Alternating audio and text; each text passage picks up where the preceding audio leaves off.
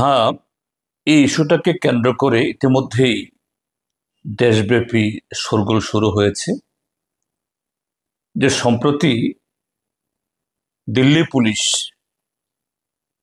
যেটা সরাসরি স্বরাষ্ট্র মন্ত্রক দ্বারা পরিচালিত, যার মাথায় আছেন আমাদের দেশের স্বরাষ্ট্রমন্ত্রী মাননীয় অমিত শাহ মহোদয়, যে দিল্লি পুলিশ একটা চিঠি লিখেছে। এটা প্রায় মতো বিজ্ঞাপনের মতো, যে দিল্লিতে সাম্প্রতিককালে তারা যে বিদেশি নাগরিক, বিশেষ করে বাংলাদেশি, তাদের চিহ্নিত করার নামে কয়েকজন বাংলাভাষীকে তারা আটক করেছেন এবং তাদের বয়ান রেকর্ড করেছেন। তো স্বাভাবিকভাবেই তারা বাংলাদেশি না ভারতীয়, পশ্চিমবাংলা, আসাম বা ত্রিপুরা রাজ্যের বাসিন্দা, আমি সে কথা বলছি না। কিন্তু দিল্লি পুলিশ যেভাবে বিষয়টাকে উত্থাপন করেছে, এটা অত্যন্ত আপত্তিজনক। তারা নিঃসন্দেহে বাংলাতেই তাদের বয়ান দিয়েছেন। এই আটক কয়েকজন ব্যক্তি লিখেছেন তারা বাংলাদেশি ভাষায় কথা বলেছেন। তো পৃথিবীতে বাংলাদেশি ভাষা নামে তো কোনো ভাষা নেই। বাংলা ভাষা আছে, বাংলা ভাষা, হ্যাঁ, বাংলাদেশেরও ভাষা, এবং আমাদের দেশের হিন্দির পরেই দ্বিতীয় যে বহুল সংখ্যক যে আমাদের দেশের নাগরিক, তাদের মাতৃভাষা। এবং এটা আমাদের অষ্টম তফসিলভুক্ত 22টি যে ভাষা, তার মধ্যে অন্যতম একটি, যে ভাষায় আমাদের জাতীয় সঙ্গীত জনগণ মন, আমাদের যে এরকমই আরেকটা এরকম কি বলে, সেটাও জাতীয় সঙ্গীতের মতো। তো সেই ভাষা, এটাকে বাংলাদেশি ভাষা বলে চিহ্নিত করা, এবং এটা অন্য কেউ নন, দিল্লি পুলিশ দ্বারা, এটা অত্যন্ত আপত্তিকর এবং বাংলা ভাষার প্রতি একটা চরম অবমাননা। আর বাংলা ভাষা যেহেতু অষ্টম তফসিল অন্তর্ভুক্ত সংবিধানের, এটা সংবিধানের প্রতি অবজ্ঞা। আমি এর তীব্র নিন্দা আমি জানাচ্ছি। কিন্তু এই বিষয়টা এর মধ্যে সীমাবদ্ধ না। কেন দিল্লি পুলিশ, এবং সাম্প্রতিককালে শুধু দিল্লি পুলিশ কেন, ভারতীয় জনতা পার্টি এবং তাদের শাসিত কিছু রাজ্যে বাংলা ভাষাভাষী, বাংলা ভাষা নিয়ে তারা এই জাতীয় একটা বিদ্বেষমূলক এরকম নানা ধরনের কার্যকলাপ, পদক্ষেপ তারা নিচ্ছেন।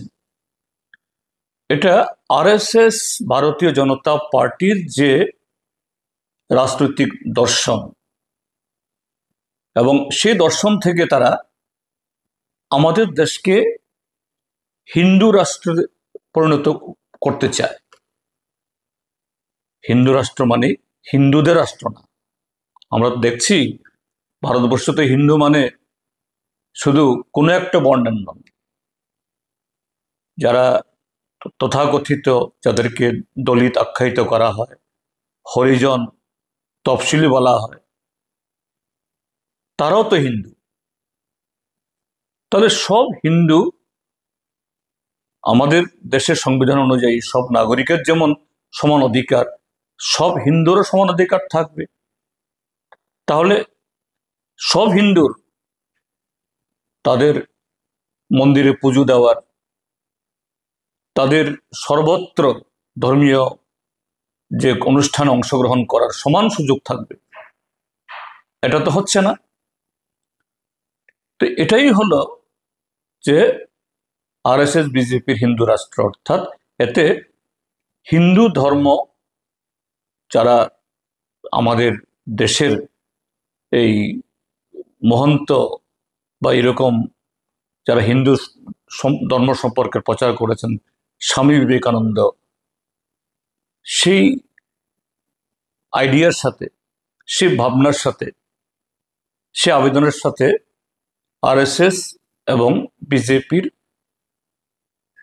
হিন্দু রাজত্বের বা এই হিন্দু সাম্রাজ্যের কোনো সম্পর্ক নেই। এবং তারা বলতে চাইছেন হিন্দু, হিন্দি, হিন্দুস্থান, ভারতবর্ষে তথাকথিত তাদের সে কতিপয় হিন্দুরা যারা হিন্দু শাস্ত্রের সাথে কোনো এবং তারা যে ভাষায় কথা বলেন হিন্দি, তারাই এই দেশে রাজত্ব করবেন, অন্যদের সে অধিকার নেই। হিন্দু, হিন্দি, হিন্দুস্থান, এইভাবেই এই দেশটাকে তারা ভাগ করতে চাইছে। এখন সে আক্রমণটা বাংলা ভাষাভাষীর উপরে নেমে আসছে। এখন এই যে এই ঘটনাগুলি চলছে, তার যে বহুমুখী আগামী দিন এই ঘোরতর সমস্যা তৈরি করবে, আমি দু চারটা উদাহরণ আমি দিচ্ছি।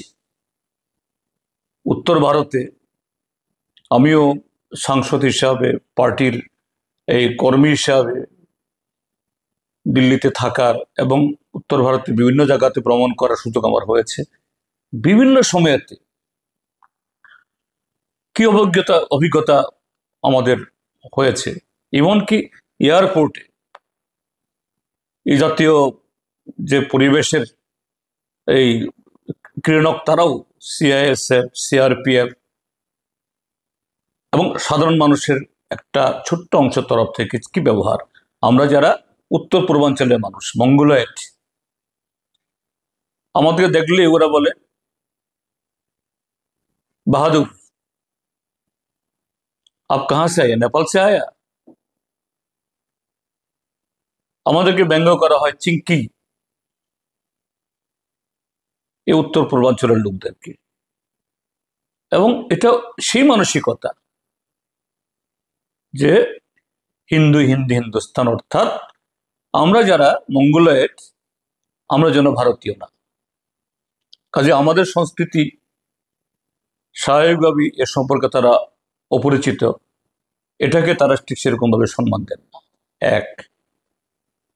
দ্বিতীয়, এখন যে ধরনের মোভ চলছে এই ভারতীয় জনতা পার্টির শাসিত রাজ্য এবং আমাদের রাজধানী দিল্লি, এসব জায়গাগুলোতে, তো ত্রিপুরাজ্যে যারা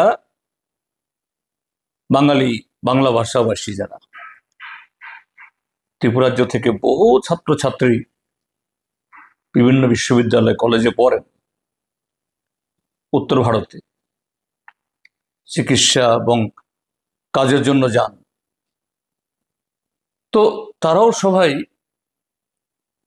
পশ্চিমবাংলার মতো, অর্থাৎ যেটাকে বলা হয় কেলু বা বিশুদ্ধ বাংলায় কথা বলেন না।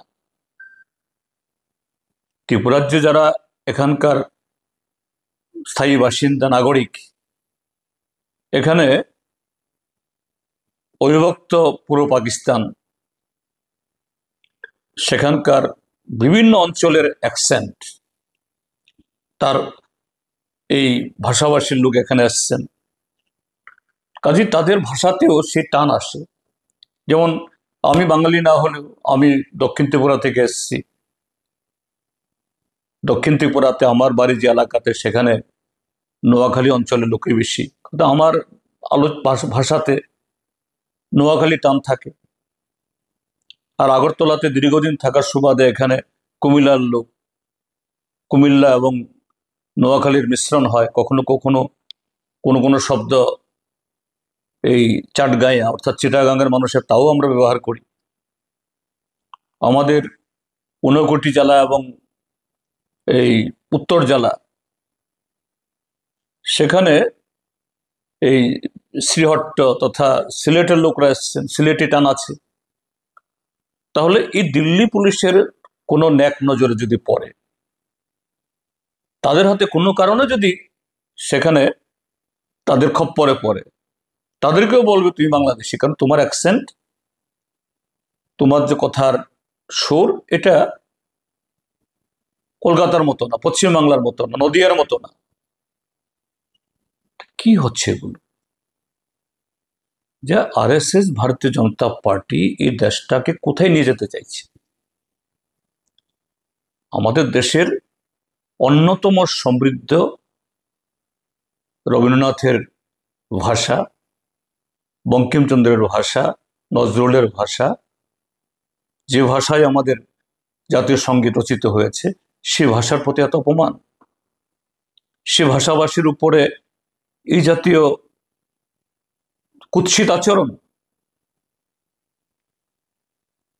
আমি দিল্লি পুলিশের এই আচরণের তীব্র নিন্দা জানাচ্ছি এবং ইতিমধ্যে সারা দেশের মানুষ সোচ্চার হয়েছেন, শুধু বাংলাভাষী ভাষাভাষীরা, অন্যান্যরাও, যে দিল্লি পুলিশের বিরুদ্ধে যেন অনতিবিলম্বে ব্যবস্থা গ্রহণ করা হয় এবং এই যে নোটিফিকেশন বা চিঠি, এটাকে প্রত্যাহার করা হয়। এবং শুধু বাংলা ভাষাভাষী না, এরকম অন্যান্য ভাষাভাষী, উত্তর পূর্বাঞ্চলের মানুষ যাদের ফিচার, তাদের চেহারার গঠন মঙ্গলের, তাদের প্রতি এটা বিগত বহু বছর ধরে এই জাতীয় ব্যবহারগুলো হচ্ছে, এগুলো অবসানের জন্য